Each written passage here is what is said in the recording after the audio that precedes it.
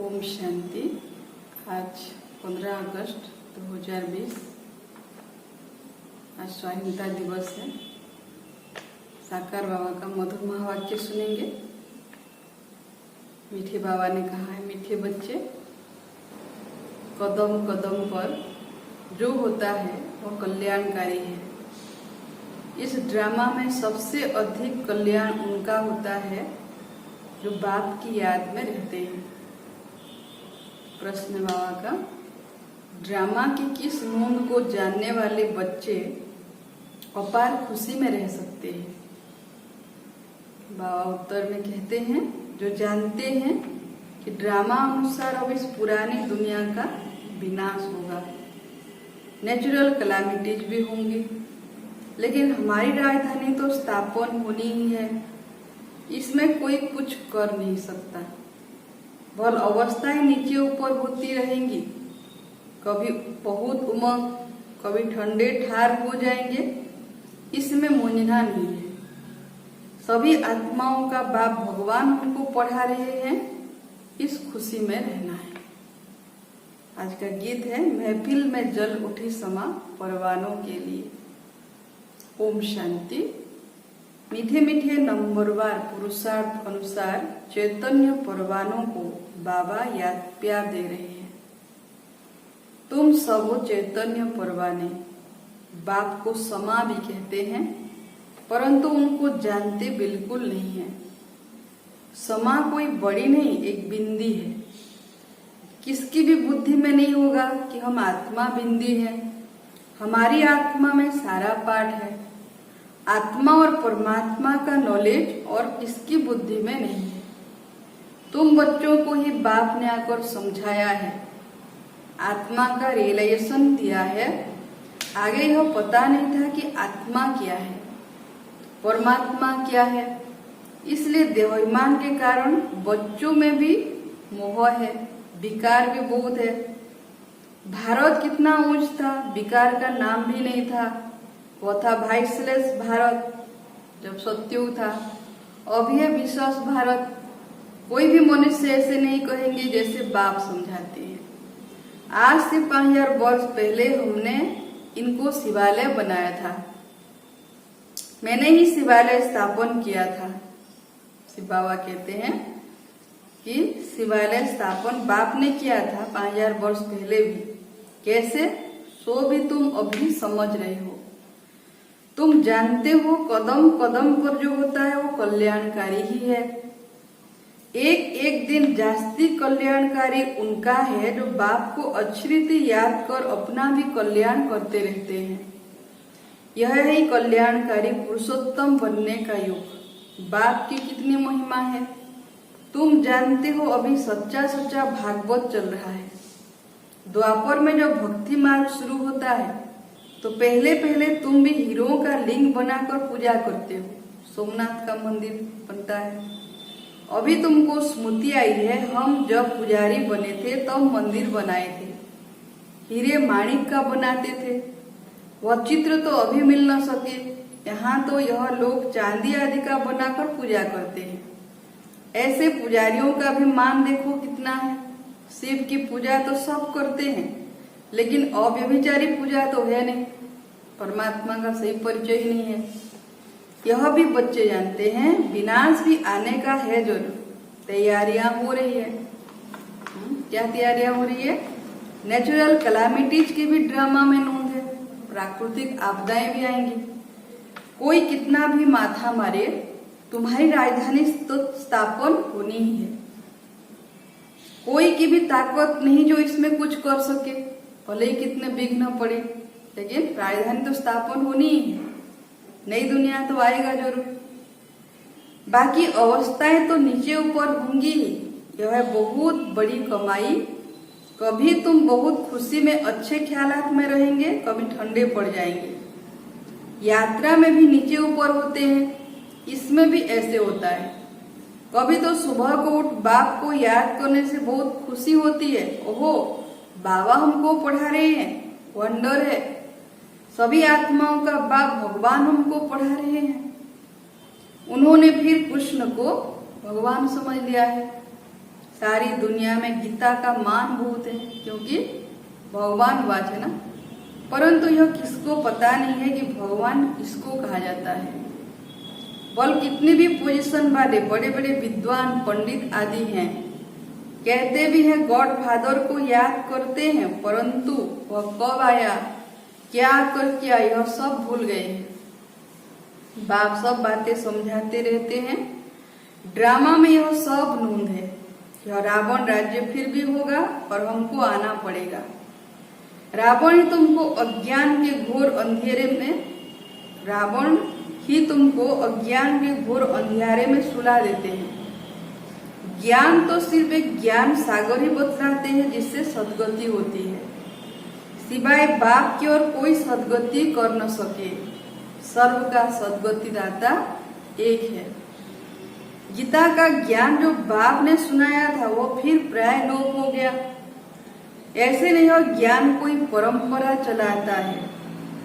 औरों के कुरान बाइबल आदि चले आते हैं, विनाश नहीं हो जाते। तुमको तो जो ज्ञान अभी मैं देता हूँ, इनका कोई शास्त्र बनता नहीं है जो परंपरा अनादि हो जाए। यह तो तुम लिखते हो फिर खत्म कर देते हो। यह तो सब नेचुरल जलकर खत्म हो जाएंगे। फिर जब द्वापर युग आएगा फिर द्वापर युग से फिर लिखना शुरू करेंगे।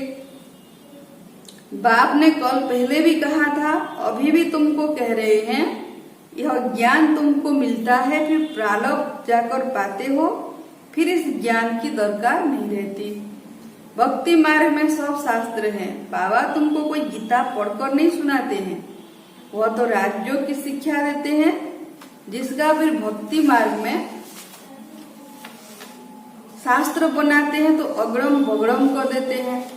तो तुम्हारी मूल बात है गीता का ज्ञान किसने दिया। उनका नाम बदली कर दिया है और कोई के भी नाम बदली नहीं हुए हैं। सबके मुख्य धर्म शास्त्र है ना, इसमें मुख्य डिटिज्म, इस्लाइज्म, बुद्धिज्म। बल करके कोई कहते हैं कि पहले बुद्धिज्म फिर पीछे इस्लाइज्म।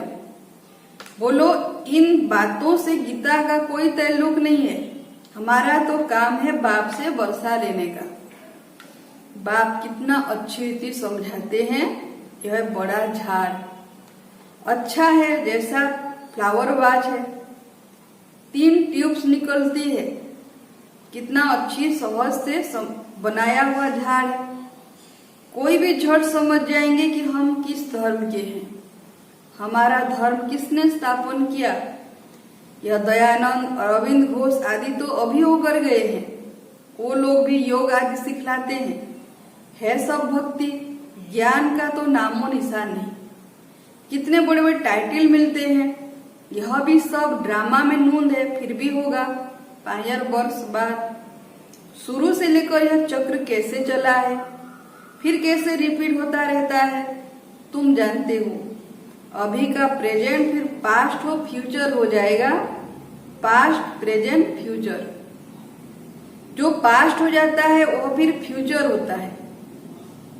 इस समय तुमको नॉलेज मिलती है, फिर तुम राजा ही लेते हो। इन देवताओं का राज्य था ना, देवी देवता राज्य करते थे, अब नहीं है, फिर होगा। उस समय और कोई राज्य नहीं था। यह भी एक कहानी मिसल बताओ, बड़ी सुंदर कहानी बन जाएगी 84 जन्मों की। लॉन्ग 5000 वर्ष पहले यह भारत सतयुग था। कोई धर्म नहीं था, सिर्फ देवी देवताओं का ही राज्य था। उनको सूर्यवंशी राज्य कहा जाता था। लक्ष्मी नारायण का राज्य था। 1250 वर्ष फिर उन्होंने राज्य दिया दूसरे भाइयों क्षत्रियों को, फिर उनका राज्य चला।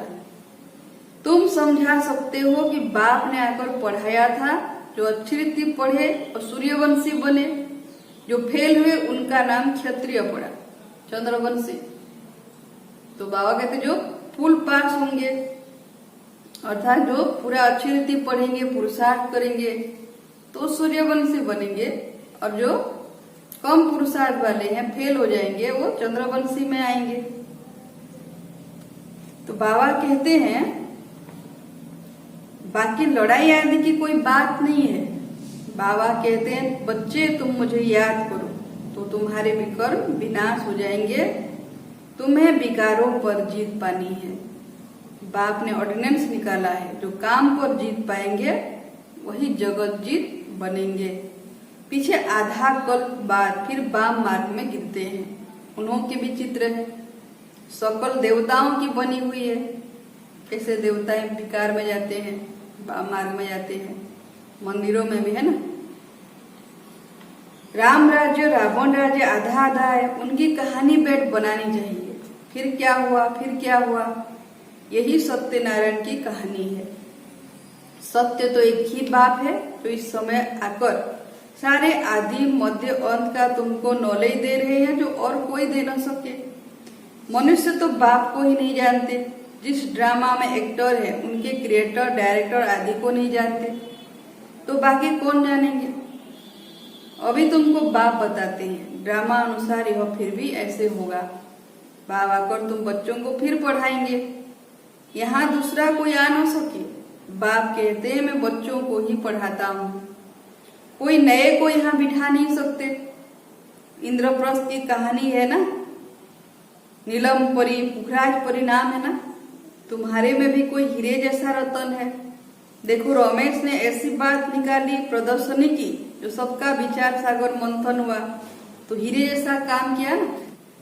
कोई पुखराज है, कोई क्या है, कोई तो बिल्कुल कुछ नहीं जानते। यह भी जानते हो कि राजधानी स्थापन होती है, उनमें राजाएं रानियां आदि सब चाहिए, इसलिए पुरुषार्थ भी वैसे करते हैं। तुम समझते हो ब्राह्मण श्रीमत पर पढ़कर विश्व के मालिक बनते हैं, कितनी खुशी होनी चाहिए। यह मृत्यु लोग खत्म होना है। यह बाबा तो अभी समझते रहते हैं कि हम जाकर बच्चा बनेंगे। बचपन की वह बातें अभी सामने आ, चलन ही बदल जाती है। ऐसे ही वहां भी जब बूढ़े होंगे तो समझेंगे अब यह बानप्रस्थ शरीर छोड़ हम किशोर अवस्था में चले जाएंगे। बचपन है सतो प्रधान अवस्था। लक्ष्मी नारायण तो युवा है, शादी किए हुए को किशोर अवस्था थोड़ी कहेंगे। युवा अवस्था को रोजो, वृद्ध को तमो कहेंगे। इसलिए कृष्ण पर लव जास्ती रहता है। कृष्ण छोटा बच्चा है, सतो प्रधान है, तो लक्ष्मीनारायण भी वही, परंतु मनुष्य यह बातें नहीं जानते हैं। कृष्ण को द्वापर में, लक्ष्मीनारायण को सतयुग में ले गए हैं। अभी तुम देवता बनने का पुरुषार्थ कर रहे हो। बाप कहते कुमारियों को तो बहुत खड़ा होना चाहिए। कुमारी कन्या, अधर कुमारी, दिलवाड़ा आदि जो भी मंदिर है, यह तुम्हारे ही एक्यूरेट यादगार है। वह जड़, यह चैतन्य। तुम यहाँ चैतन्य में बैठे हो, भारत को स्वर्ग बना रहे हो। स्वर्ग तो यहाँ ही होगा। मूल वतन सुख वतन कहाँ है, तुम बच्चों को सब मालूम है। सारे ड्रामा को तुम जानते हो। तीनों लोगों को तीनों कालों का ज्ञान है। जो पास्ट हो गया है सो फिर फ्यूचर होगा, फिर पास्ट होगा। तुमको कौन पढ़ाते हैं यह समझना है। हमको भगवान पढ़ाते हैं, बस खुशी में ठंडे ठार हो जाना चाहिए। बाप की याद से सब घोटाले निकल जाते हैं। बाबा हमारा बाप भी है, हमको पढ़ाते भी हैं, फिर हमको साथ भी ले जाएंगे। बाप टीचर सदगुरु है ना।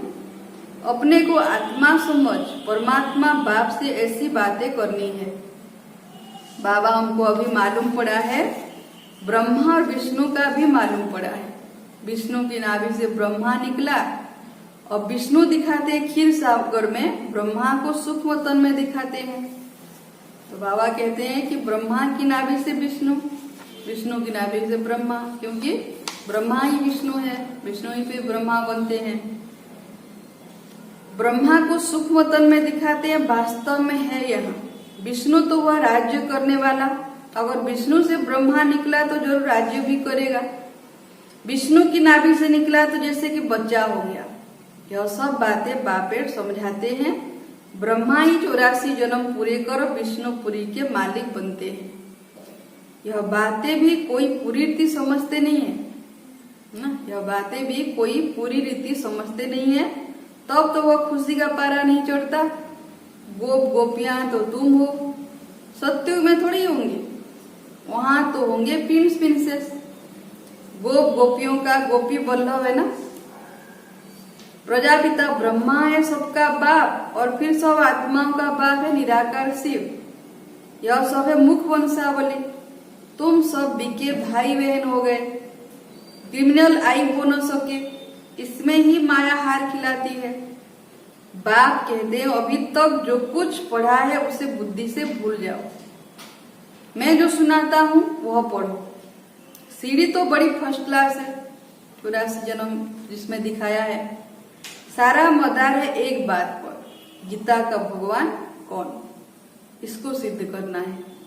कृष्ण को भगवान कह नहीं सकते, वह तो सर्वगुण संपन्न देवता है, उनका नाम गीता में दे दिया है।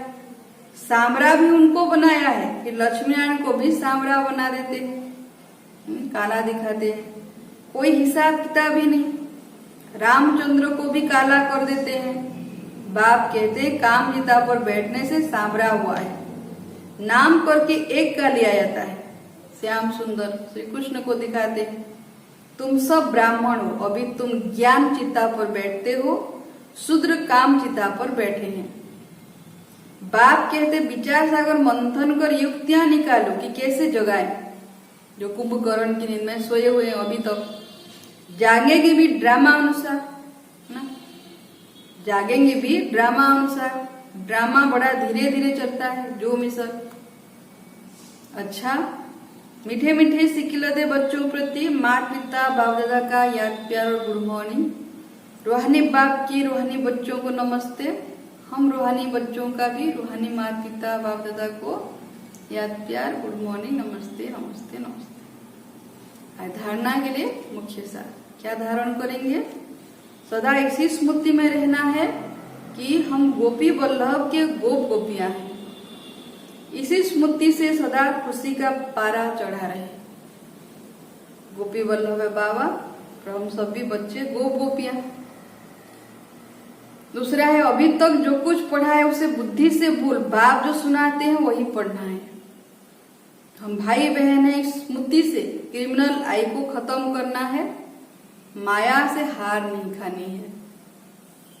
वरदान बाबा का रियलिटी द्वारा रॉयल्टी का प्रत्यक्ष रूप दिखाने वाले साक्षात्कार मूर्त भव।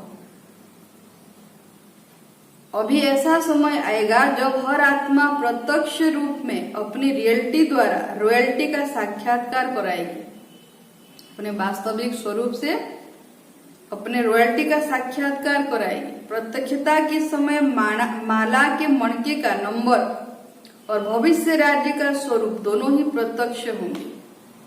जब अंत में प्रत्यक्षता का समय आएगा तो माला के मणके का नंबर और भविष्य राज्य का स्वरूप दोनों ही प्रत्यक्ष होंगे। अभी जो रेस करते करते थोड़ा सा रेस की धूल का पर्दा चमकते हुए हीरो को छिपा देता है, अंत में यह पर्दा हट जाएगा ना। बच्चों में कभी कभी रेस भी आ जाती है, तो जो चमकते हुए हीरे वो थोड़ा छिप जाते हैं। फिर छिपे हुए हीरे अपने प्रत्यक्ष स्वरूप में आएंगे। रॉयल फैमिली अभी से अपनी रॉयल्टी दिखाएगी, अर्थात अपने भविष्य पद को स्पष्ट करेगी। इसलिए रियलिटी द्वारा रॉयल्टी का साक्षात्कार कराओ। ब्राह्मण जीवन ही क्या है? रॉयल्टी की रियलिटी। तो अपने रियलिटी द्वारा रॉयल्टी का साक्षात्कार कराओ अपने वास्तविक स्वरूप से। बाबा कहते ना तुम्हारी चाल चलन नैन चैन से ही बाबा की प्रत्यक्षता हो। स्लोगन है किसी भी विधि से व्यर्थ को समाप्त कर समर्थ को इमर्ज करो। किसी भी विधि से व्यर्थ को समाप्त कर समर्थ को इमर्ज करो।